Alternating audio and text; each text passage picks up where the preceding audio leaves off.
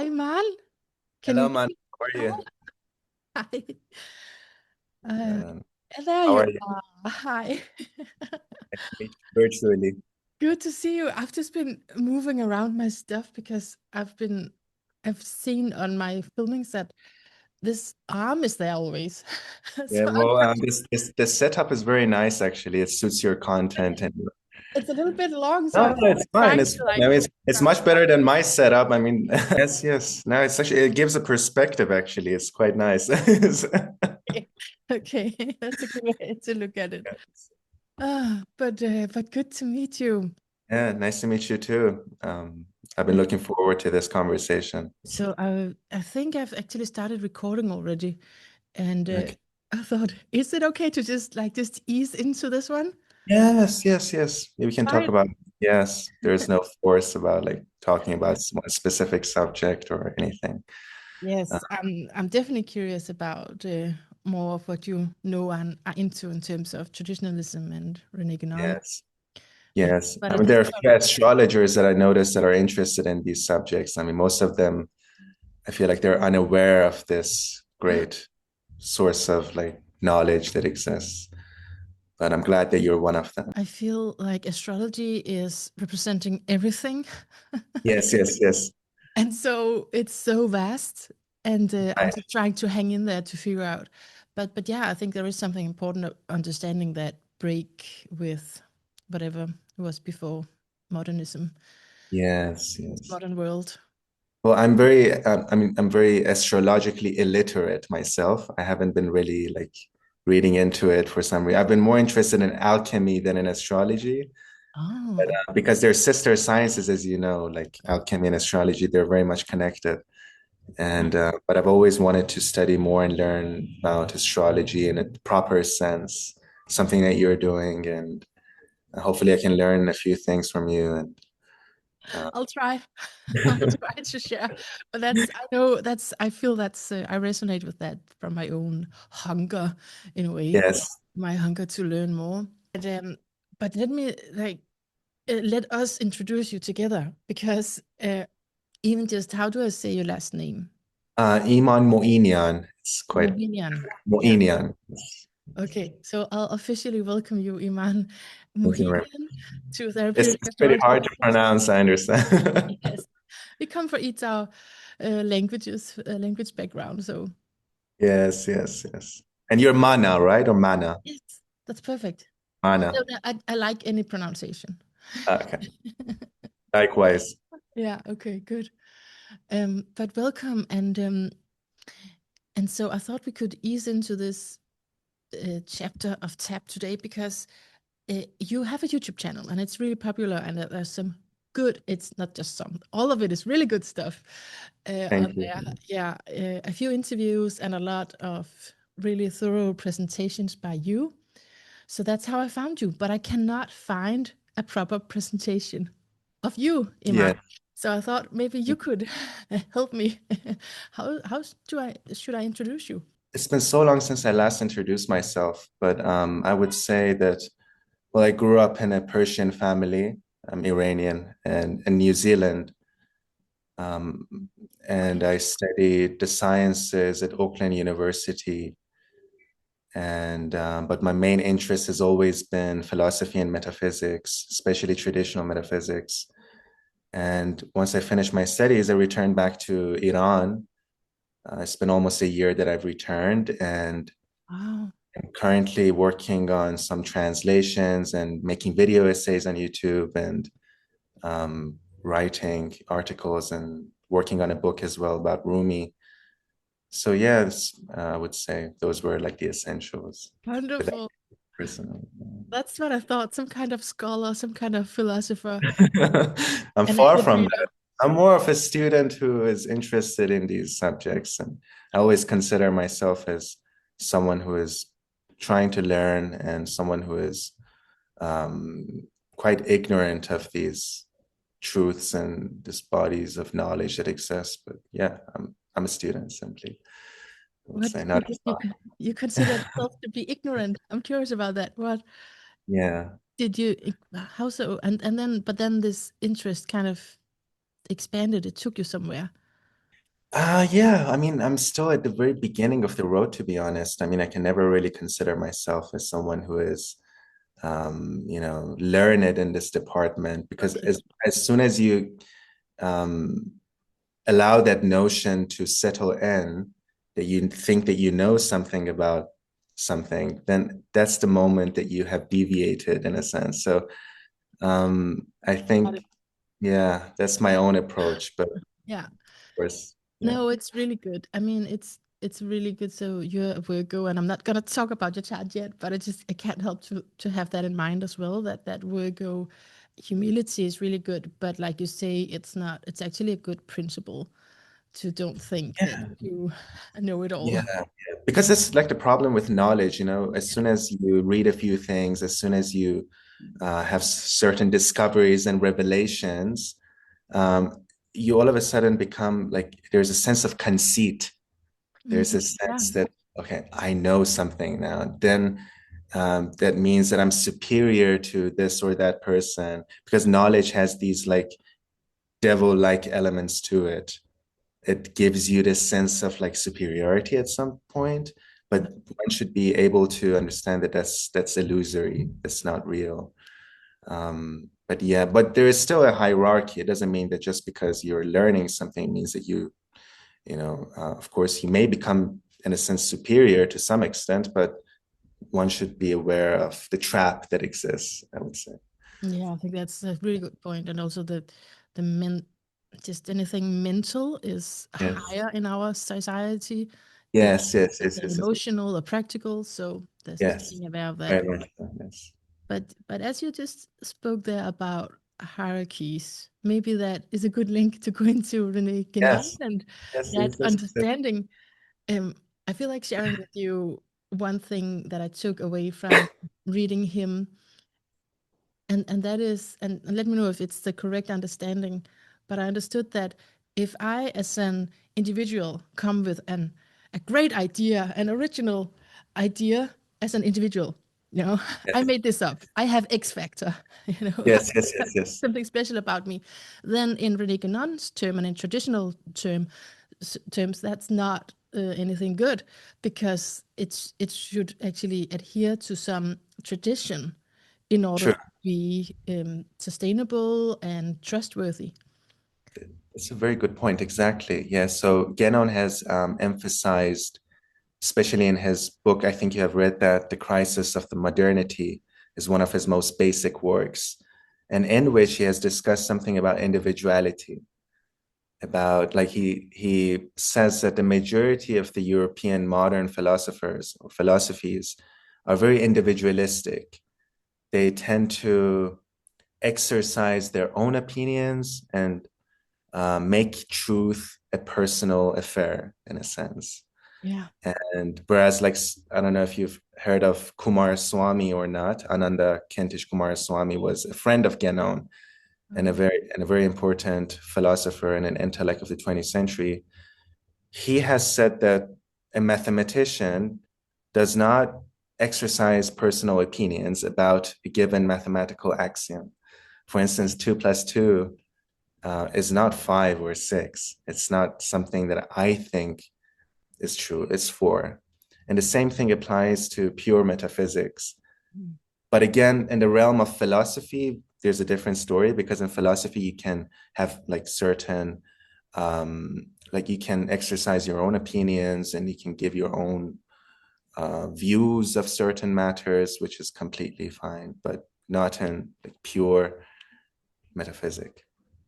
yeah, there's something about the purity, being pure. I think I don't Yeah. know if I know about the one you mentioned, but he's probably quoting him, is he? Yeah, well, Ananda Kumar Swami was he, he's an incredible figure. He was one of the greatest like minds of the 20th century and perhaps all time. And he has said about Guénon that Guénon is the most important writer of the 20th century, because Right. he has revived the traditional teachings of the ancient world. And Yeah. yeah, Can you tell us about that? Do you like remember his biography, just in short, René Guénon? Because Guénon, yeah, because he then he became more and more. conservative, right? Yes, yes. Well, Guénon was, as you know, he was born and educated in France, and he studied mathematics and philosophy before turning to certain occult sciences that was prevalent in France at that time. And but when he did that, he was disappointed of the teachings that were prevalent in those days, especially in the occult circles, because he thought that the so-called theosophy, I don't know if you've heard of that or not, the Yeah. theosophical schools, they were like deviations from those traditional teachings. So they weren't really presenting the authentic sacred doctrine. It was more like caricatures or distortions of those truths. And so what he did was he received initiation from certain authentic Taoist people and also from Hindu authentic sources. So there's very little known about Guénon's personal life. He was extremely reticent. It's quite incredible. We don't know that much about his personal life, how he learned Sanskrit, whom did he meet, and all those things remain a mystery. But he eventually converted to Islam, I think around 20, when he was 24 or 23. He converted to Islam, embraced Islam, and then moved to Cairo. And he remained there until his death, and he published and wrote the majority of his books in Cairo in Egypt.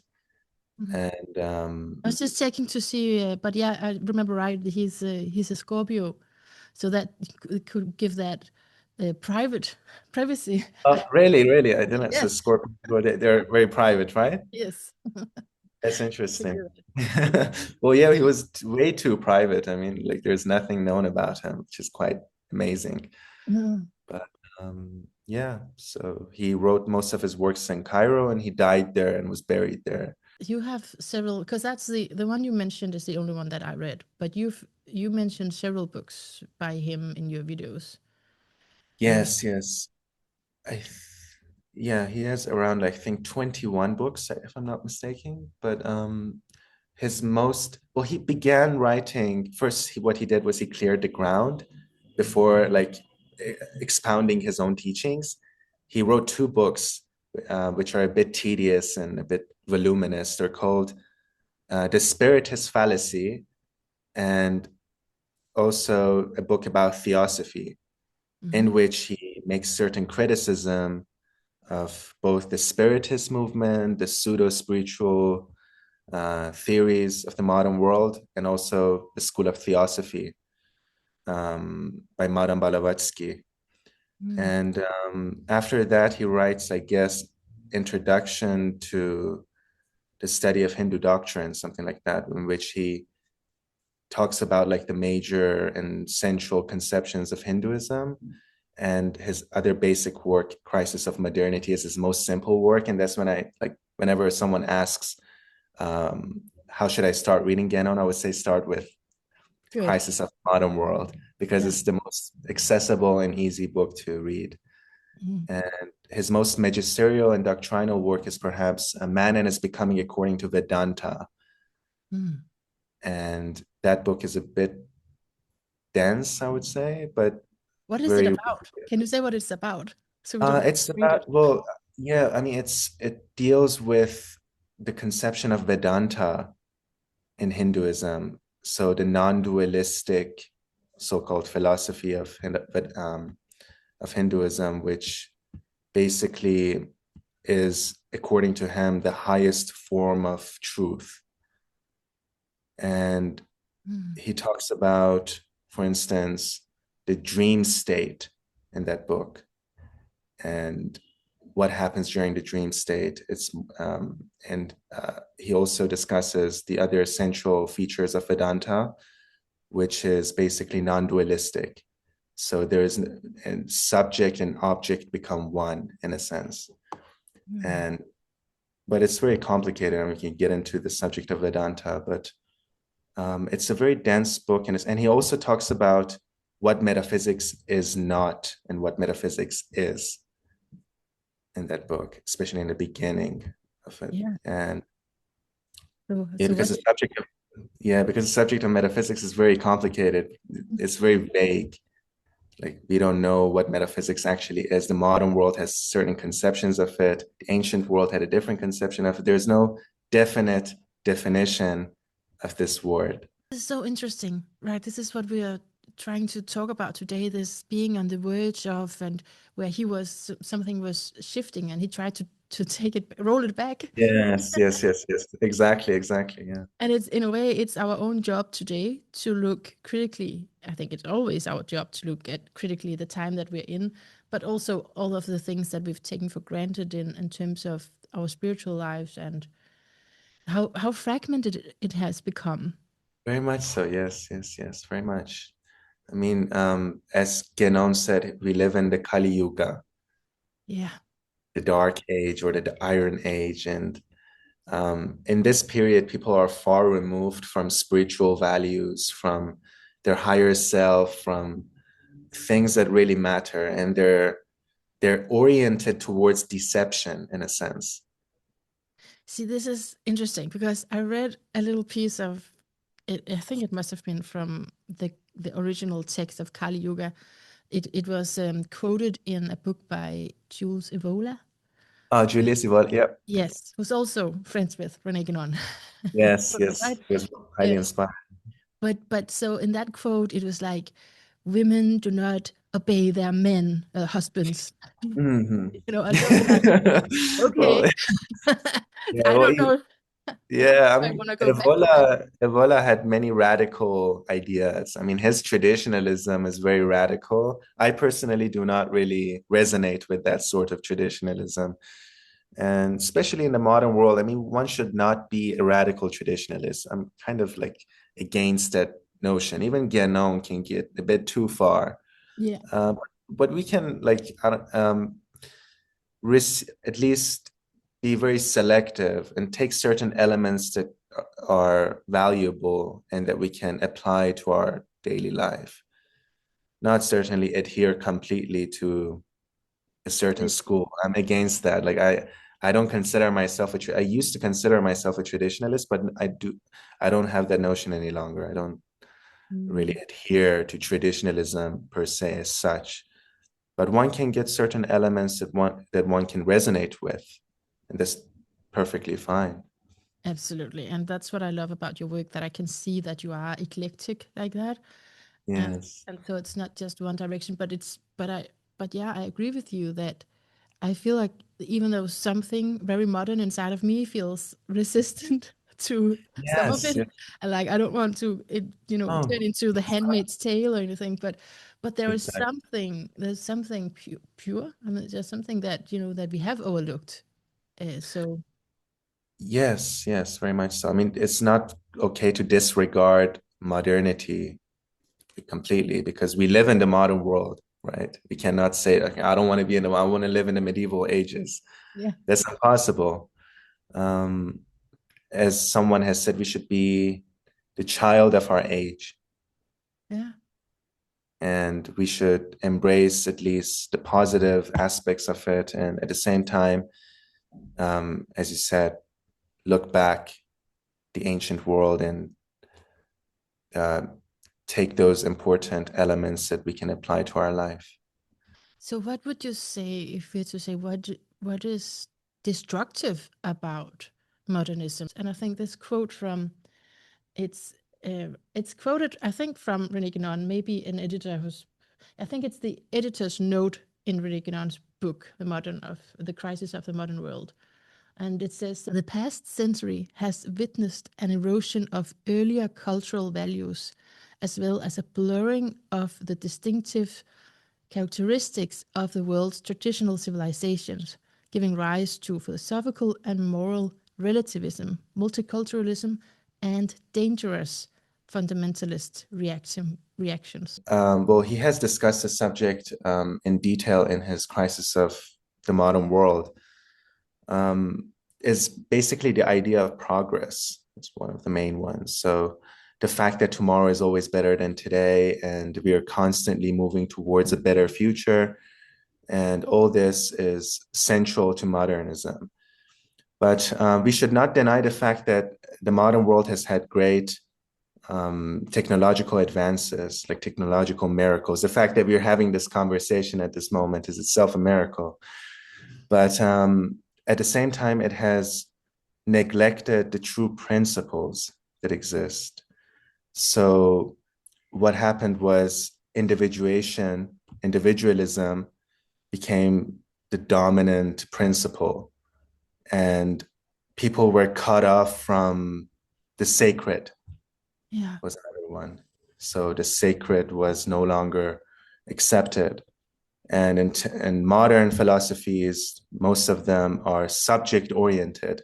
It's the primacy of the subject. How do we know reality? It's no longer ontological. It's more like epistemological.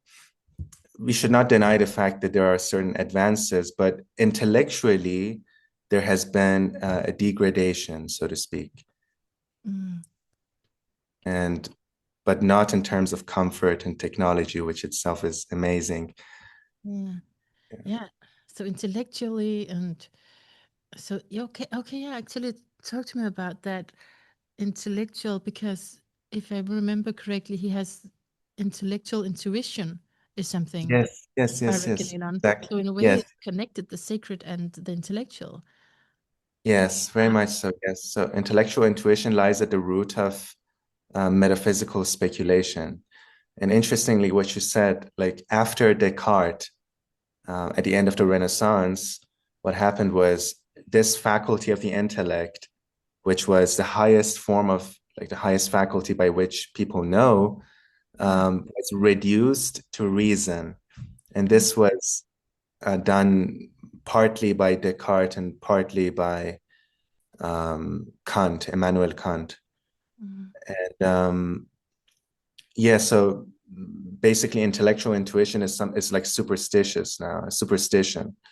It's no longer considered as a real means of attaining knowledge.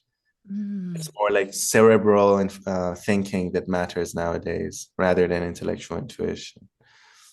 mm. So that is something that he would want us to return to. Yes, I mean it's basically a reconnection with the intellect, so to speak, because intellect knows in an immediate way. Its matter of attaining knowledge is very direct.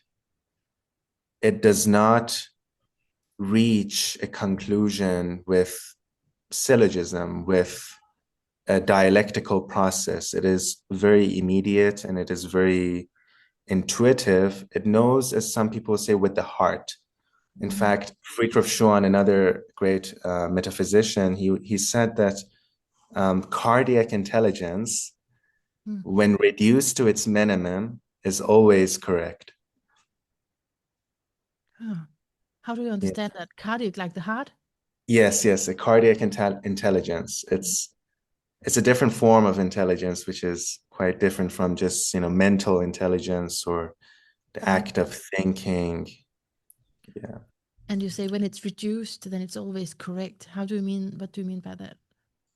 Well, it's because, well, it's a very complicated subject, but when the heart knows something and it's authentically knowing, it's not just conjecturing, it's not conjecture, Mm, then it is most probably correct. We cannot say that it's always correct, but most of the time we can say that it's legitimate mm, and that what is known through the heart or through the intellect is considered to be something very solid and effective in a way. mm, mm. Yeah, Mm. I mean, okay, when I read it, I really feel what has happened, that divide inside myself. How do you experience what has happened and what he was, I guess, warning against? You mean in my own personal life, what Yeah. has happened? Yeah. Uh, uh, Like the fact that people are very much immersed in multiplicity. Like yeah. there's it's like multiplicity is reigning. In fact, Guénon has this book, Reign of Quantity and the Sign of the Times. We live in a world in which there's a reign of quantity. Everything is quantified. Money is quantified, and We have social media on the one hand, which creates this deception and everything. We're far away from unity, is what I'm saying. Mm, And like a couple of days ago, like a few weeks ago, was it internet was cut off in Iran. mm, And during the time, we had no access to any like internet at all for 2 weeks, which was quite remarkable. I mean, it's something that is like it doesn't happen, especially in 2026. Like you go back to the Stone Age, right? There's no access to internet, which was something very annoying at the same time. But we were like, I personally, I was having a good time. The fact that I was not able to look into social media or like go to YouTube and so forth, it had a sense of peace. And I felt like I was getting a bit closer to unity, quite ironically. So, yeah. Yeah. but yeah, I would say like multiplicity is reigning and it's very prevalent and it has sort of segmented and fragmented our attention, which prevents us from getting in connection with our higher self, with our true nature, and so forth, and being present. We have this astrological signature with Pluto in Aquarius, where we know things are gonna change somehow, but and Yes. there's some things are gonna be disrupted that we are taking for granted in terms of that whole phenomena of being connected digitally. But so Yeah. that's a cool experience that you had there. It must be really frustrating, but then also it sounds like you kind of Yes. used Yes. it Yes. for something. It was a very, yeah, it was a remarkable experience. I mean, I wasn't alone in the process, like the whole country was with me, but Yeah. yeah, it was, I mean, we have these sort of experiences every now and then. I mean, if you like take a break from social media, for instance, like forcefully, then you notice certain like difference, like certain things that happen in your personal life that you're like, wow, I didn't know like this sort of clarity of mind exists. Yeah. No, And I've took myself completely off of social media, as much as I could anyway. And that's so good. there's a big change. And I do feel in my own life that I'm trying to go backwards. I'm trying to slow down because this is Sure. serious. We have a crisis of sensitive nervous systems reacting to this, a crisis of neurology. Yes, yes, Actually, yes, people being diagnosed, and it's too stressful. So I exactly. think Yeah, it's so on target what we're speaking about today with going back to something that we've lost. exactly. Yes, yes, yes. I mean, we should remain in the modern world. I mean, we have no other choice, but at the same time, we should look back and try to benefit from those great teachings of the great masters who were before us and whose teachings are perennial.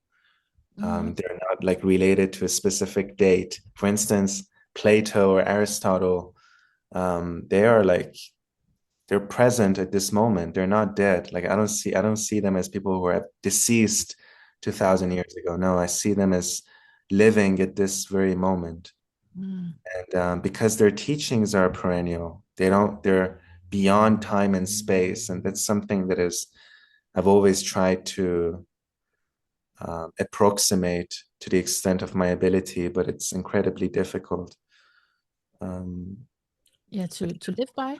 no, to try and go beyond time and space, so Ah, to speak. right. Mm. Yeah, I mean, at least we have one foot here. Yeah. At least we Yeah, have one foot in the earth and one foot in heaven. yeah, right. Yeah. Oh, Yeah. okay. But I wanna uh, take advantage of that you know so much, Iman. I've so I feel like asking you if there's any other authors you want to mention. This is a three-part question now. Okay, Okay. so if there's any other authors you feel like mentioning in this topic, and then I've noticed that you talked about deception. I'm curious about that. And Yes. I also you also mentioned maybe we should talk about Vedanta later. So Yes. these are my three Yes. points in my head right now. Right. Where do you feel like starting? I can say we can focus on the other author Yeah. and their teachings, and also the relation with Guénon and to modernity, so to speak. It's the same author that I mentioned like earlier, Ananda Kumaraswamy. Great. Yeah. He was mm, he was a art historian, geologist, and philosopher, a social critic, and a metaphysician at the same time. He knew 27 languages. And when he said that he knew a language, he knew its poetry, he knew its literature, and he knew its art, and he could read it without a dictionary. And at the same time, he was a doctorate of science as well. And one of the greatest intellects of our time. He was born in 1877 and died 1947. Mm. And he is, quite interestingly, he is not that well known in the modern world. I mean, people have not read him that much. Like it's he, and this has a few reasons. I mean, we cannot blame people, of course. He had written his articles in a very difficult and dense manner. Mm. So his articles are extremely difficult in a sense that like the footnote itself occupies the whole page. Like the main text is like here and the footnote is like this. And he all of a sudden like he changes one language into another, and all of a sudden he's like writing in Sanskrit, and then he changes to French and German. And this makes the process of reading a bit difficult. So would that But be, is that what you call a mystical text, actually? yeah, I mean, it definitely has. I mean, it's, yeah, I mean, the content is, it's somewhat mystical, but not necessarily mystical in the sense that he wrote mystical. He wrote very, in a sense, scientifically. Okay. So he wrote in a very scientific and precise manner, and some people have like said that compared his writings to mathematical equations because it was so precise. And he wrote the majority of his metaphysical writings toward the end of his life, the last 15 years of his life, from 19, I think 28 to 1947, more than 15 years, I guess. But and he did not synthesize his writings. So his writings were in forms of articles that were in journals, which were not that well known. And that makes the process of finding his works quite difficult. And I think 30 years after his death, or maybe more, a person named Roger Lipsey, whom I interviewed in my channel, he collected the writings of Kumaraswamy, his articles, and published them through Bollingen series, his main metaphysical articles, and also those dealing with symbolism and art. And Maybe text me his, yeah, can you text me his name in the chat? Because I'm yeah, looking at someone different, I think. yeah, HG sure. Kumaswamy. Is that someone else? Ananda Kentish Kumaraswamy. Yeah, and he has also written about astrology as well. I mean, some of his art, especially in his one of his books, which was published posthumously, titled "Guardians of the Sun Door." He has certain references to astrological conceptions and so forth. I think you will enjoy it very much. We need to read him. Yeah. Yeah, and he has talked about like the traditional meaning of art and its difference with modernity. And he has talked about the fact that art has lost its intellectual value. Mm. And people are very much concerned with simply sensations. And aesthesis, our word aesthetic comes from aesthesis, which means perception by feeling. And he has written a great deal about this as well. So he's a very important figure, and I always mention him in different circles and like commend to people to read him because it's like a whole education when you read Kumaraswamy. Yeah. It's a whole education. You learn about etymology of words and the traditional worldview of art and religion, and all these things are explained in a very lucid manner in Kumaraswamy's work. And so you said aesthetics was a perception of feeling. Would you say, as opposed to today, where it's more just like is if it's visually fits into the cultural standard of beauty? How would you oppose it from today? Well, a work of art, it should, of course, delight us. There's no doubt about that, that a work of art should delight. It should give us certain sensations, but it also should be as a signpost to pointing towards a higher truth. Mm. So an artwork is not simply something for, pleasure of the eye. Mm. According to Kumaraswamy, or the traditional perspective, it should have something more to it. There should be an element of spirituality, if you may call it, or a metaphysical element in it that goes beyond the mere, sensation or the good feelings associated with it. So, Yeah, but I get yeah, that feeling where you feel it with your whole body because it's transcendent and it has this divine spark inside of it, and you recognize it on a very deep level. Yeah. yeah, as they call it, like aesthetic shock. All of a sudden Shock. Yeah. yeah. Yeah. He's a very interesting figure, and I've been reading him feverishly in the last 3 and 4 years. And I also like messaged Princeton University to send me like his unpublished papers, because he's got many of those unpublished works still in the university. And Did they respond? yes, they sent me many of his notes and his personal books. And because unfortunately, what happened was that when he died, his wife was editing his work for like 15 years. She edited his work, but she died as well, so she wasn't able to finish the project. And Princeton University, what they did was that they took away Ananda's library, but unfortunately they did not preserve it in a specific place. Like those books were lost in a sense in the library. They were like scattered here and there. And this is something that I'm very sad about, to be honest, like because those books were very important. Yeah. They contained notes and margins, like marginal writings that were very important to his like body of work. Yeah. Now, Yeah. I think this emotions that come up are really important because this matters, right? It's not just yet another YouTube video. This really matters that this is passed on. It Yes. matters to the quality of our lives, you know.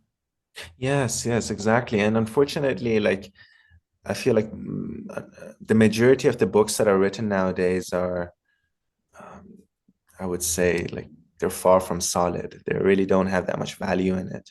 And it's Yes. very important. Yeah, it's very important that we detect those persons who um, had something substantial to say. Mm. I mean, like he has a radical saying in one of his letters. He says that one has to be fastidious and eliminate. I can't remember his exact sentence when it says that one should eliminate the false teachers Mm. and not spend one's time reading books that don't have that much value. Mm. And so we should be very careful in this manner and detect those people who are solid and have something important to say and substantial. And Kumaraswamy was one of them. I mean, the modern world is obsessed with psychology as well. Oh The psych, yeah. yeah, Let me know and what you think about that. yeah, like because I studied like in the University of Oakland. I remember studying psychology. My major was psychology, but Okay. in a weird way, I wasn't taught anything valuable. Like all the courses were dealing with behaviorism. Okay. And I thought that psychology was the science of the soul. And Yeah. I needed to learn about that. But that was the soul was the last thing that they talked about. They didn't even mention it. They didn't believe in it.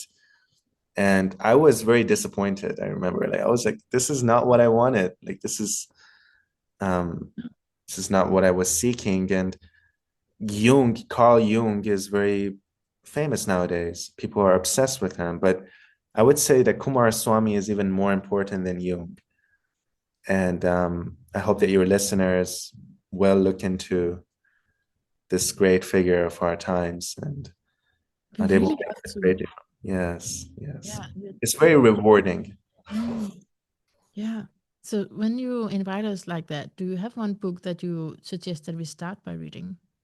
I would say the beginning with his book about art, Christian or Oriental view of art, Is that the philosophy. title? Yes, and it deals with the traditional notions of art. And there are two other volumes that are out of print, I guess, published by Princeton. I have one of them here. So this is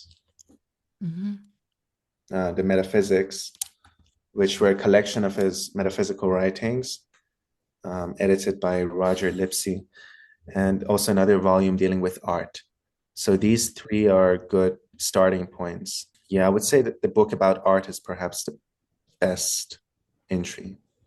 But so when you mention psychology in conjunction with him, do you what did he do?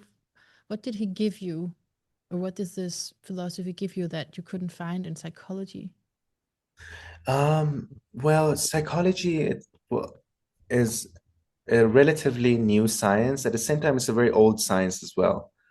But the Yeah. modern psychology is very new. I think it's about 200 years old or maybe less. Yes, it's like 100. And Yeah. yeah, 100. It's very new, and it tries to understand the invisible, which part of the mind, the psyche, in a very positivistic or experimental way, which is kind of absurd, I would say, because Mm. one cannot treat the psyche the way that one treats the physical world.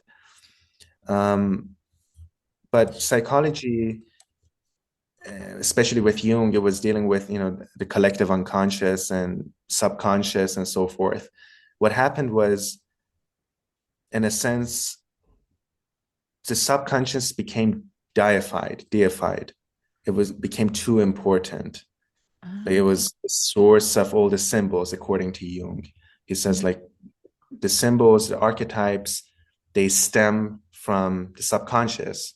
But from the traditionalist point of view, this is absurd because um, the subconscious is like a garbage can of the human mind, according to the traditionalists. Ah. It's not something that is sacred or that important. It's just a residue Okay. for our traumas, for our certain thoughts or experiences that we had, but it's not a source of symbols, so to speak. But this is the viewpoint of the traditionalists. It's not that I'm agreeing with them or not. It's just um, Yeah. stating their viewpoint. According to them, symbols, they stem from above the psyche, not below it, not from the subconscious. But yeah, I feel like there's too much attention on psychology, and as a result, there is much less attention on what Kumaraswamy called pneumatology. Mm.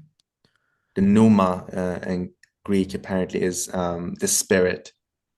Like the So the numerals. science of the spirit, yes, yes. So the science of the spirit rather than science of the soul, which is basically the psyche in a sense. Ah. Yeah. I mean, yeah. When I talk about therapy, I also hesitate to. I mean, because it can mean several, yeah, Yes, several branches, right? So that's right. But so sometimes I try to put myself under either psychospiritual therapy or trauma therapy, because that is what I feel like you're speaking about, like a copy paste of sacred knowledge just put into a modern way of actually yes. dealing with that in therapy. I'm actually very much interested in your own practice, like because I Yeah, read in the site that you're a trauma therapist. Is that what they call it? yeah, yeah, yeah, I'm very interested to know more about it. Like, yeah. tell But me something. likewise, I like this exchange. I also, curious about not thinking in this manner. I think you should always challenge your thinking. Um, but that is definitely the idea of the subconscious, that there is a Yes, lot of material there that yeah, is, of course, yeah, like you say, it's naturally filtered through, but then yes, some parts of us are also fragmented, and where we've disowned parts of ourselves, and that's the problem. That there are parts of us that we are fearful Yes, yes. being in relationship with, and then that makes us into fragmented selves walking around here. So Yes. so that's the idea of wholeness, is rescuing those parts, bringing them back into relationship, contact. Interesting. So in a sense, like your patients, they have to reconnect with another part of their being. Is that what it is? Exactly. Yeah, you can say it like that, but we all do it because we are adaptive creatures. So Mm-hmm. whatever That's was not interesting. loved, we didn't feel like this was, Yes, yes. we didn't get recognition for this or that, and then we split those parts off. And then we get in trouble later on in relationships because something is not authentic, or something we projected onto other people. There's this longing, whatever, however it shows up. There's no need to do anything therapeutic if you don't have problems, right? True. Yes, yes, yes, so, exactly. so I'm So not you're full of diagnosing. problems all the time, right? Okay. We cannot escape from problems. And that's how we show up. But that's where the important stuff is. So if That's you have interesting. an issue, then that's how you can deal with it in a certain method. There's a certain A method or very way. interesting approach. Very interesting. Yeah. Well, I should learn more about it, of course. And hopefully, But yeah, I I should. hear that often, that people are disappointed in the studies of psychology, unfortunately. Yeah, I mean, there is like a, a different side to psychology as well. I mean, I Yeah. think like John Layard, I don't know if you've heard of him or not. He has this book called Lady of the Hair. Okay. It's about dream analysis and the therapeutic power, the healing power of dreams. Oh, wonderful. And yeah, I think that you will also find this very interesting. John Layard was it like Jungian analyst who is not that well known again. But yeah, I mean, I'm not that read into psychology myself, but what I've noticed is I feel like it gives too much attention to the psyche, like beyond what is Mm. necessary. But And it what has certain therapeutic effects, there's no doubt. Yeah. but how what could you give more attention to if you wanted to live a better life and feel better? What do you propose?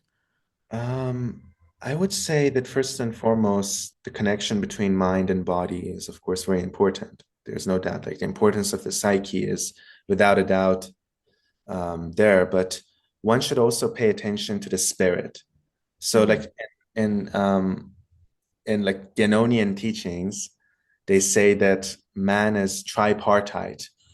Man and woman, they're tripartite. That is, they have corpus in Latin, the corpus or the body, Mhm. anima, the soul, So, animus, and spiritus. Corpus, anima, spiritus, and spiritus is a spirit. And in traditional teachings, the spirit is equivalent to intellectus or the intellect. mm, And that's that part of our being that we do not pay attention to that much. mm. And interestingly, I noticed that in Harvard, there's like this, the Harvard medical school, they have this part dealing with like spiritual therapy. And Okay. yeah, like once you get connected with the spirit, you can also heal certain aspects of your psyche and your pathological problems, so to speak. I'm totally with you on that. I mean, and that's where it comes down to sometimes just the words that we use to describe what's going on, because I feel Yes. that some of these modern trauma therapies are really spiritual, even though Yeah, yeah, it, exactly. I think Is it's there a book that you recommend reading about like modern spiritual therapy that is like authentic or like sources? yeah. I feel like pointing you to Bob Faulkner actually. He actually has a new book out. I have to read it because I have to interview him after after I've read it. So it's on my bookshelf. But I haven't read that one yet. But The Others Within, I've read that, and that's really What good. was that? Sorry. It's called The Others Within There's okay. by Yes. Robert Faulkner. Yeah. Oh, that's Yeah, I interesting. suggest that because that's also going through a lot of different spiritual practices to understand a certain modern kind of way of working with the same thing. True. Yes. Yeah. That's interesting. I will look into it. Perhaps you can like send me an email like with those titles. I will, but it will be like a really small children's book for you. No, it's perfect. Like I'm very much into like nowadays I'm reading folk tales and fairy Okay. tales and things like that. Like I feel like there's so much to learn from these like basic works. They're not basic, but I feel like they're very complex. Mm. Unfortunately, sometimes we think that the more complex a thought or a book gets, then it's nearer to the truth. But things that are simply written are in fact much nearer to the truth than those that are very too complex. Mhm. Well said. Well said. Yeah. Yeah, totally. I do fall into that trap. Finding something old. Oh, yes, yes, right. Yeah. But then there is that, like you say, that there is, I think that long also has to do with a lot of books being published today that doesn't have too much substance in them, where it's just like a publisher thinking, okay, we need this specialized theme and it's gonna sell. Yes. Yes. Unfortunately, like majority of the books, when you look into them, they're like copies from one another. Yeah, that too.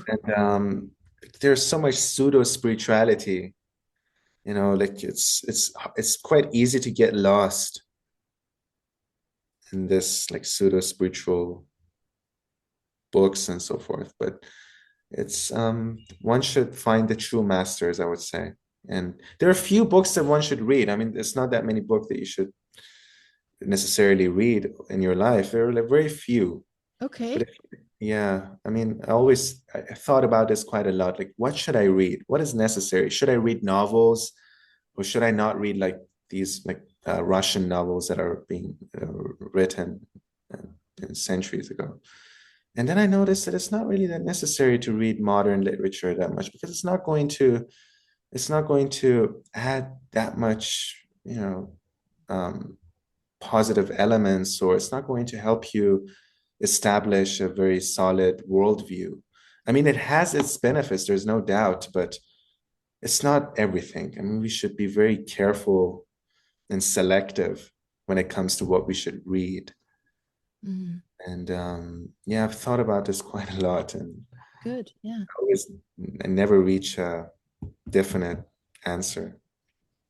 So you actually have a list of books. Yeah, I mean, I feel like one should, at least for like personally, I've noticed that one should read the scriptures like properly. Hmm. One should know to some extent the mythologies of certain different civilizations. And one should read Aristotle, Plato, pre-Socratic philosophers, and Dante, for instance, Hmm. Plotinus, Meister Eckhart. Very few authors, but um, I would say that when you read them, you benefit far more than Mm, when you read something, I don't know, some modern spiritual writer has written. But I mean, they're also very good. They can be starting points. mm. But one should also go back to those main sources because modern spiritual writers, not all of them, but some of them, they take certain elements from, for example, Meister Eckhart, Yeah. distort it, and then make a name for themselves, like based on someone else's teaching. And that's why when we come in that situation where like I recognize this idea, but and I don't like no one knows who said this quote anymore. Yes, Quote yes, is yes, this yes, and yes. whose idea is this? It's so used again and again and again in different ways. So it's hard to Yes, yes. recognize anymore. That's I think another crisis we have in terms of information. Exactly. Yes. That's a major crisis. In fact, like Kumaraswamy has, in one of his letters, he says it's better to be illiterate. It's better to be illiterate, not being able to read, than to read the most of the books that are being written nowadays. And he said this 80 years ago. What would he say now had he been alive? He said this 80 years ago that it's better not to read the things that are being written. Oh man.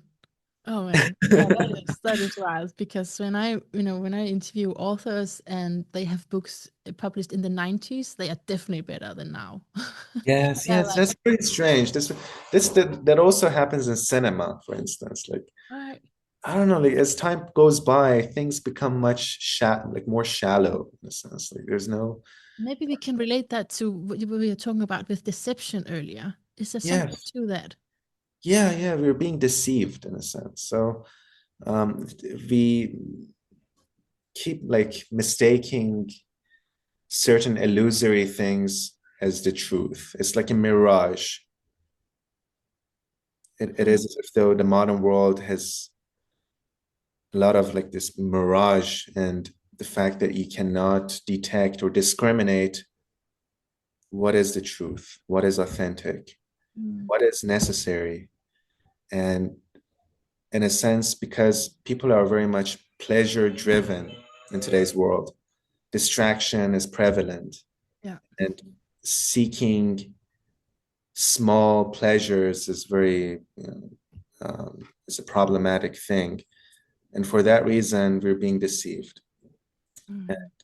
Like Kumar Swami once said that I don't even have a radio because I cannot stand one, because he knew that it's going to distract him.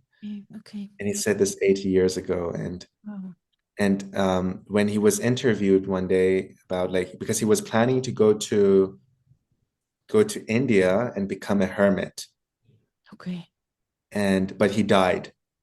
Mm. Wasn't able to do that. He died all of a sudden. He had a very remarkable death. All of a sudden, he felt dizzy headed. He lay down and he was gone. Oh, wonderful. And yes, yes. And someone who was present there once said that it was like seeing someone who was very tired go to sleep. Mm. But he was asked this question that, what do you think about the conveniences of the modern world? The fact that you're living the American way of life, you have this like car, you can, all these conveniences. What do you think? And he says, these comforts are beneath contempt. Mm. So these comforts are things that are very petty. Mm. They're not, Yeah. yeah, it's a very remarkable saying. And he said this like 80 years ago, which is still remarkable. But that, But I feel like just mentioning this dilemma to you, you may know it. I mean, most humans do know it.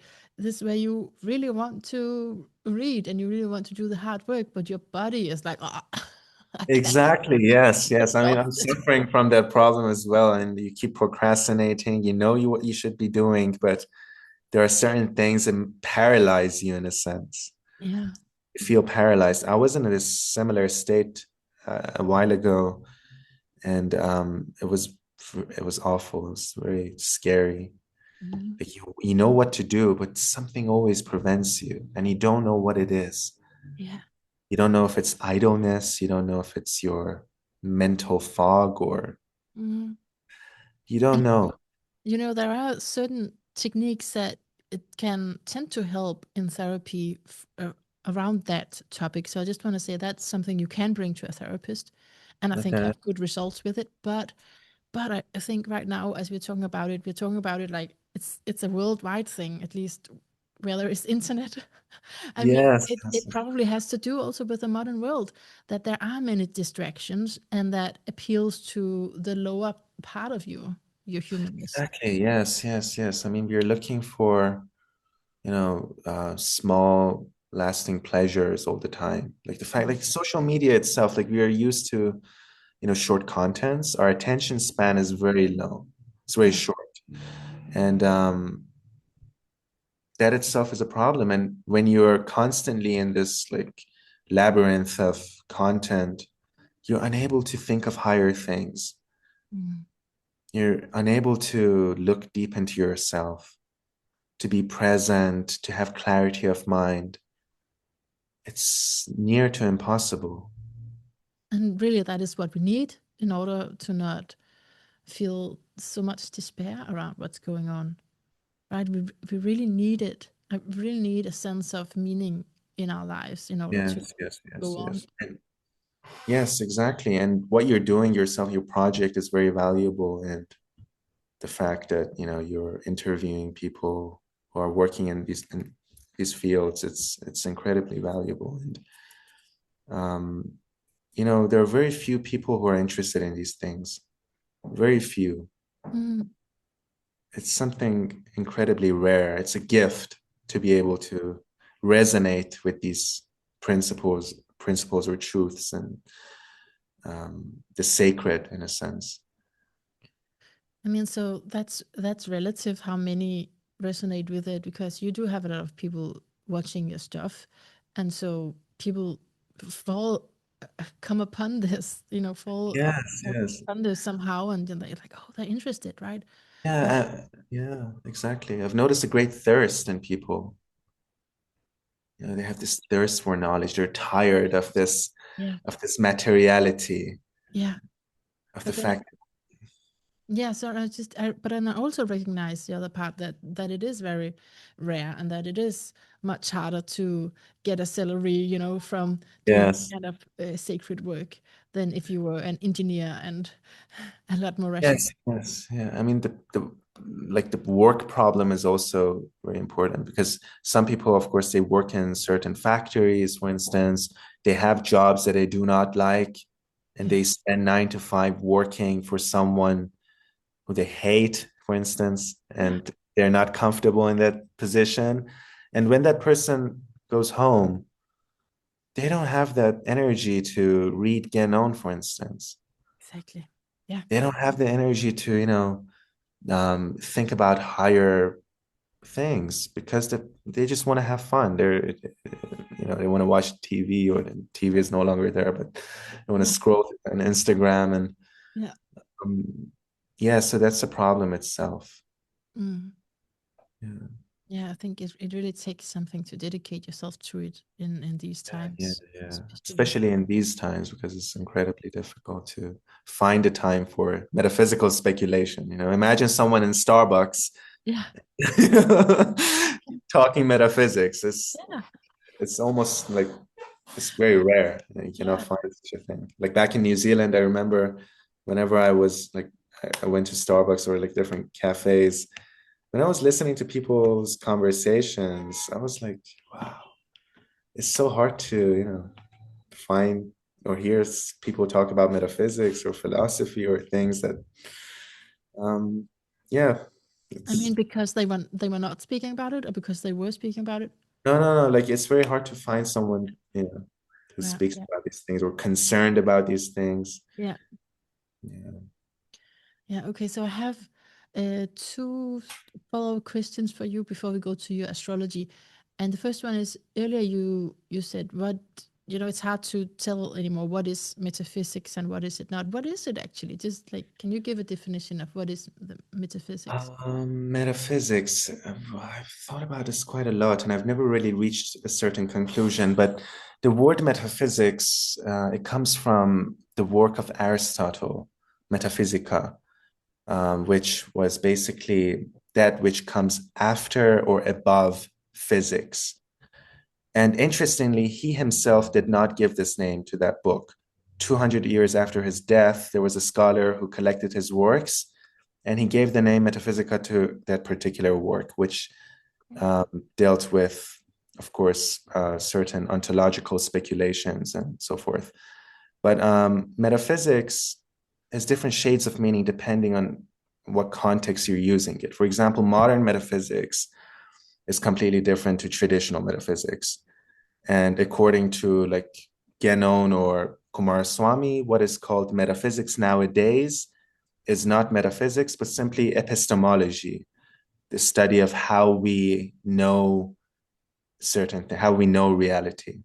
Mm, So traditional metaphysics deals with, for instance, being, the ontological truth that is separate from our subjectivity. And it has a hierarchical quality. So we have different hierarchies of being. For instance, we have the anima, we have the spirit, and there are levels of being. There's a cosmology, so to speak. mm, And at the same time, it's supra-personal. It's not something individualistic. And its technical language is the symbols. mm, So this subject of symbols itself is very interesting. And that is, in a sense, considered to be the technical language of metaphysics. And some people also equate perennial philosophy with metaphysics as well. I don't know if you've heard of that word before or not. Perennial philosophy, like that. yes, Yes, perennial yes. psychology, like Perennial, eternal perennial. psychology. Yes, Yeah. yes, yes. That is also like considered to be metaphysics. Mm, But modern metaphysics is subject oriented. It's the primacy of the subject. how does the subject know the truth? And this was inaugurated primarily by Immanuel Kant, who brought about a revolution in philosophy, and philosophy became subject-oriented.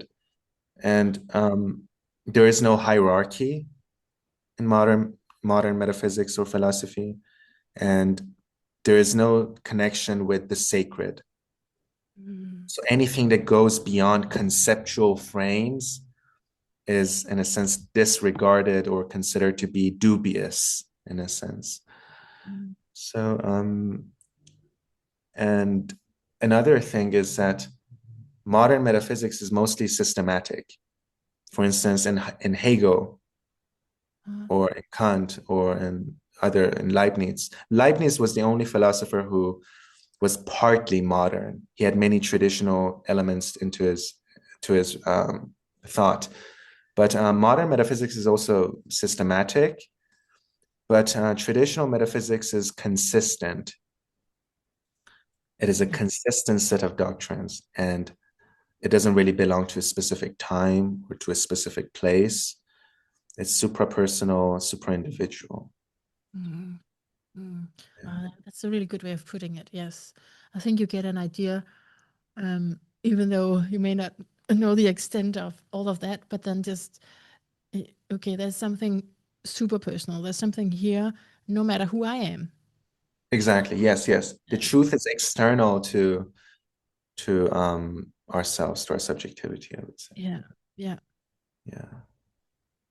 And that's, I think, is a great longing, to find. Yeah, it's I mean, it's impossible to find it in like modern philosophies, because modern philosophies, in a sense, after Descartes, what happened was philosophy was reduced to logic, and logic was then reduced to irrationality. So, and some people even call philosophy mesosophy in the modern world, because it's more like a hatred of wisdom rather than love for wisdom. And yeah, so in order to study pure metaphysics, one should refer to Guénon, for instance, because he formulated traditional metaphysics in a very lucid manner, in a contemporary language that is accessible and is perennial at the same time. Oh, so interesting. So interesting. Okay. So the other thing was just if you wanted to say anything about Vedanta, because you mentioned it, but I'm not sure if you had a thought there. Actually, I'm not that read into Vedanta myself, but as far as I know, it's one of those modes of thinking that is very ancient and incredibly eloquent at the same time, because the knower and the known become one in Vedanta. Yeah. Vedanta is one of the 6 schools of Hinduism. It's what they call a darshana. Like in Hinduism, darshana is translated by some modern scholars as system, but it's basically point of view. Okay. And there are 6 schools in Hinduism that are called 6 darshana. One of them is Samkhya, one is yoga, Vaishishka, and Vedanta is the last one. So I can't recall all of them, but Vedanta was the last one, which in a sense culminates the teachings of the Veda and is like the most sacred doctrine of Hinduism and the highest teaching. And one can find the most succinct and explicit formulation of Vedanta in the Upanishads, the sacred texts of India, and partly also in Bhagavad Gita. But it's basically in the Upanishads that we taste Vedanta in a very direct manner. Yes. Yeah, this is old stuff. It's I mean, each one of these topics, they have different subsections, and if you want to get deeper into it, you have to like dedicate a few hours of discussion to them. It's not something that we just giving Absolutely. endpoints. I just want to be sure we didn't miss anything. But that's good. So um yeah, let's to keep on studying and finding your own way with it. Maybe going Yes. back and forth a little bit because Sorry, what was that? maybe going back and forth a little bit Back because and forth. Yes, yes, yes. if you Yes, keep going exactly. back, it can also be like, oh. It's a But very good way to put it, back and forth. Yeah. Yes. in Yes. time. That's so true. 100%. Iman, I have your chart in front of me. Um, so do you have anything in particular you want to know, or should I just shoot? Um, yeah, you can choose. You can, because I cannot, yeah, think of anything in particular at the moment, but just the whole state of my condition and the Kali Yuga. Everything. So dark age. No, it's a beautiful chart, of course, and um, so you're not 30 yet, right? Not Coming 30 yet. coming 2 years up, coming up, yeah.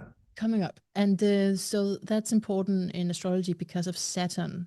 But Saturn is really soon, as we speak, going into the sign where you have it. So in that way, you can say you're already in your Saturn return phase.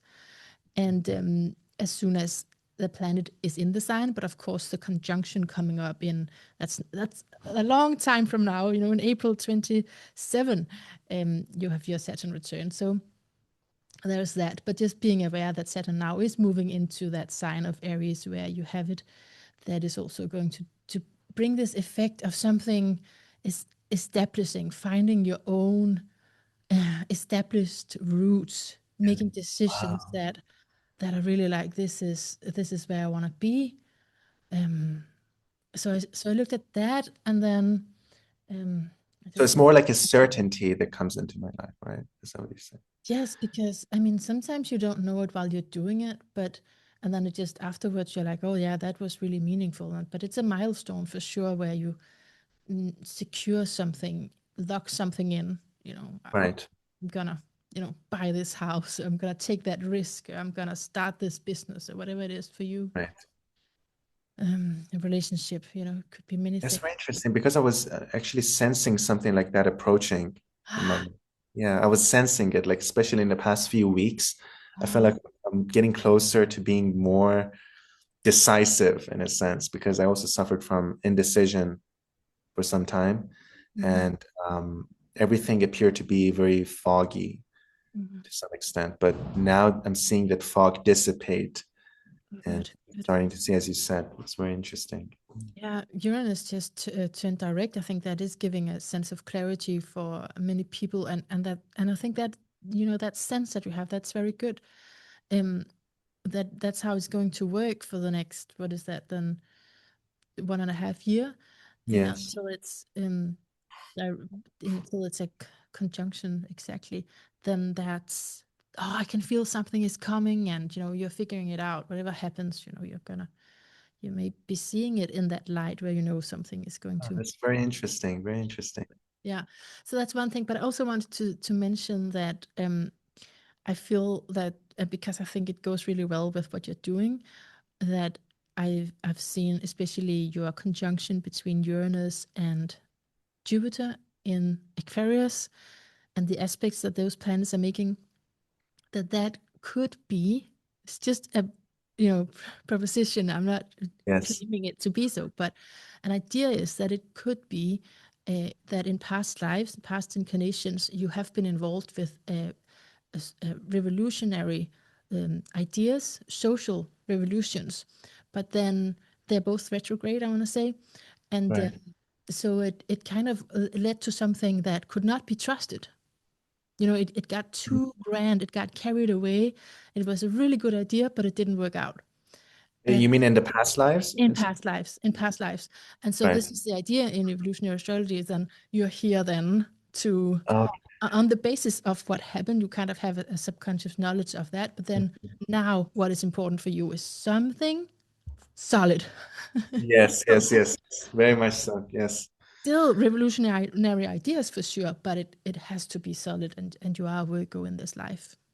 And these revolutionary ideas that you said it's in the social domain or? Yes, because of the Aquarians. Yeah. Uh, So, but I mean, social, that's often, as you know, with your historical background, that can also look very religious throughout time. yes, yes, yes, yes, yes, yes. Wow, that's very interesting. Thank you very much. I mean, it's a privilege to have my chart being read by a professional astrologist. Is it astrologist or astrologer? Astrologer. Astrologer. Yeah, yeah.